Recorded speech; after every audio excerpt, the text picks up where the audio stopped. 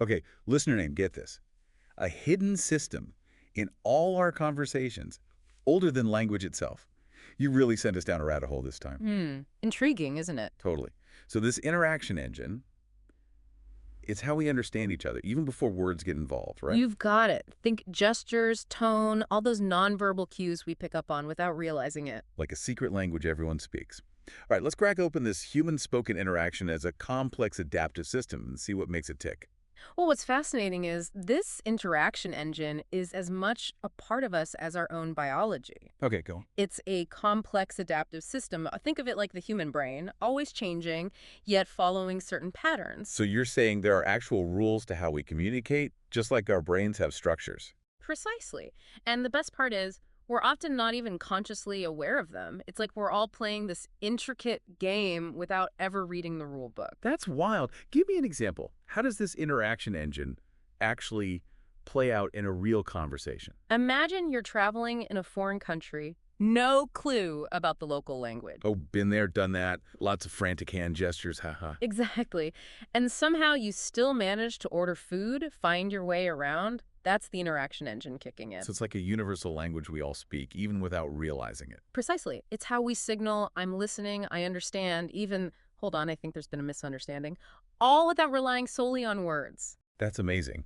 I never realized how much we rely on this hidden system. It's like we've been speaking a secret language our entire lives. Mm. But the book goes deeper, right? This interaction engine isn't just a fixed set of rules. It's dynamic, always changing. Absolutely. It's constantly adapting and evolving based on who's using it and the situation. Just think about how different communication was a few decades ago. Before the internet, texting, emojis, all that, the interaction engine has had to keep up. Wow. This is making me completely rethink how I talk to people. It's not just words going back and forth. It's like we're dancing, building on each other's moves without even realizing it. Exactly. And Seedhouse and Siegel break it all down into these fascinating concepts. Turn-taking, sequence organization, repair, they really get into the nuts and bolts of how this engine operates.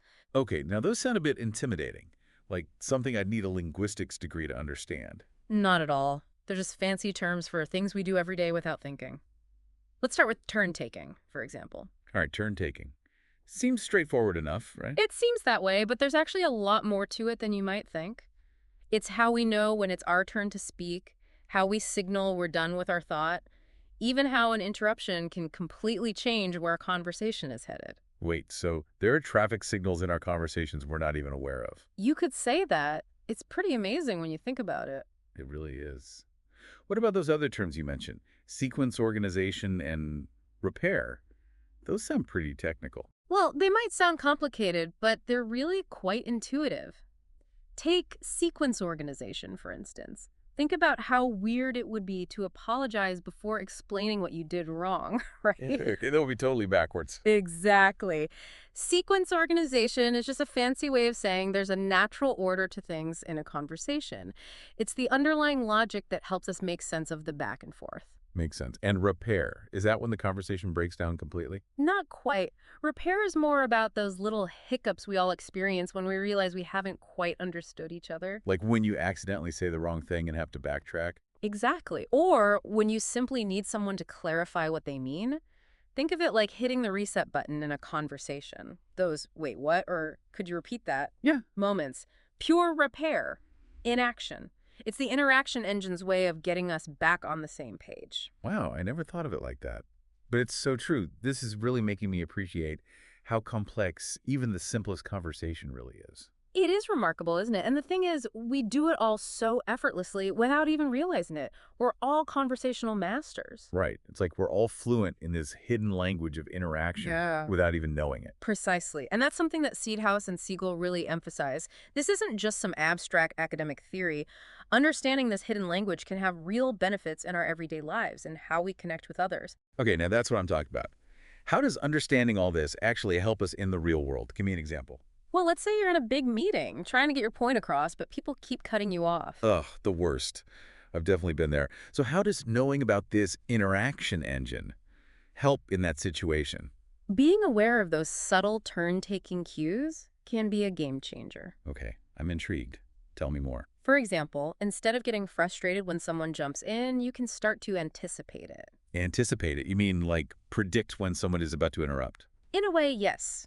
By paying attention to their tone, their body language, you can start to pick up on those cues that signal someone's about to speak. Then you can either find ways to politely hold the floor or create space for them to jump in at the appropriate time. Wow, it's like you'd have X-ray vision into people's conversational intentions. You'd always be one step ahead. In a sense, yes. By being more attuned to these cues, you can avoid those conversational collisions and navigate those situations much more effectively. I love it. So this isn't just about understanding communication. It's about leveling up our communication skills. Precisely. This could be huge for everything, job interviews, dates, even just surviving family dinners. Absolutely. The applications are endless. Okay, I'm sold. But I'm still stuck on this whole interaction engine is older than language thing. Yeah. How in the world do they even figure that out? It's not like we have recordings of cavemen chatting around a fire. Haha, true. While we may not have those caveman recordings, we can look at our primate relatives for clues. Ah, you mean like chimpanzees and gorillas? Exactly.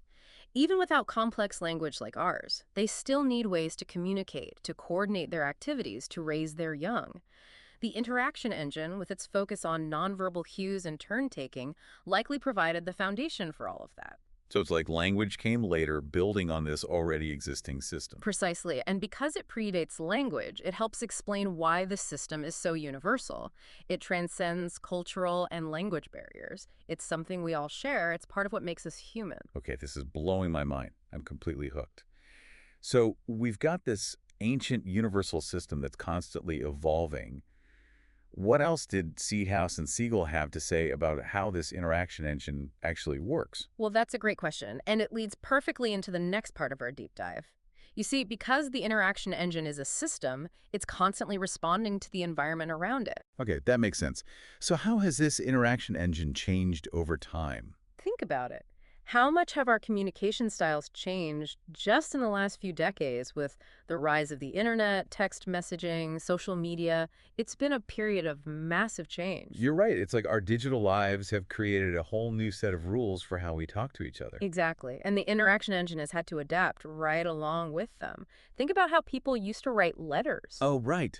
Like with actual pen and paper. Exactly. The formality, the anticipation of a reply that might take days, even weeks. Snail mail?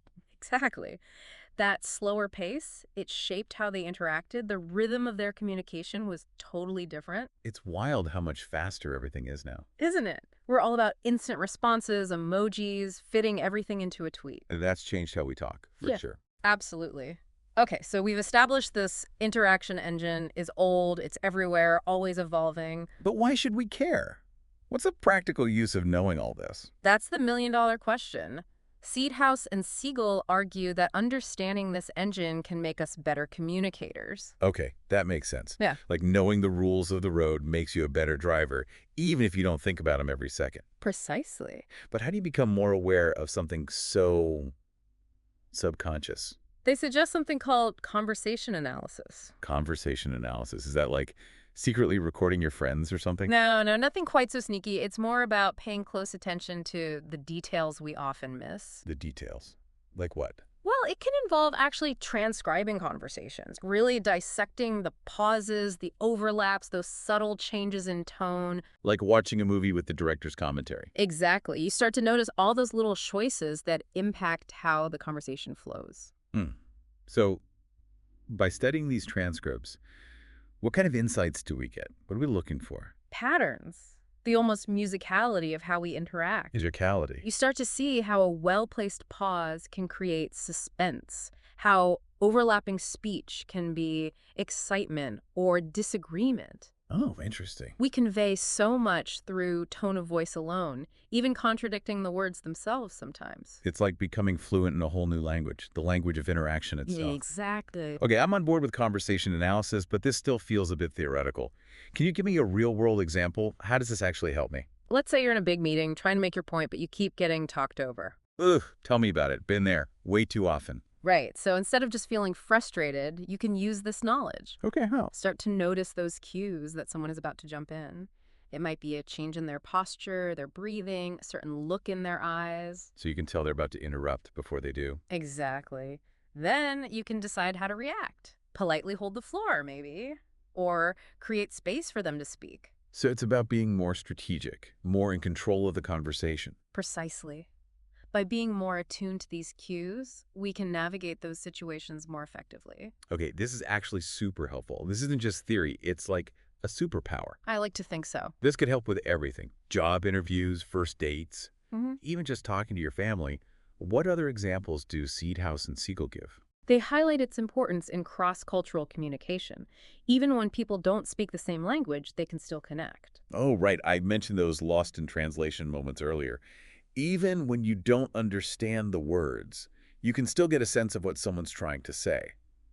But how do we use this shared system effectively when cultures are so different? That's a great question. It's important to remember that while the basic mechanisms of this interaction engine are universal, the specific ways they're expressed can vary. Oh, right, of course. Yeah, Like, what might seem friendly in one culture could be totally rude somewhere else. exactly. A gesture, a tone of voice, what might be seen as assertive in one context could be aggressive in another. So it's not enough to just know the rules, you have to know the local customs, too. Precisely. It's about being observant, adapting your style, being open to learning from the people around you.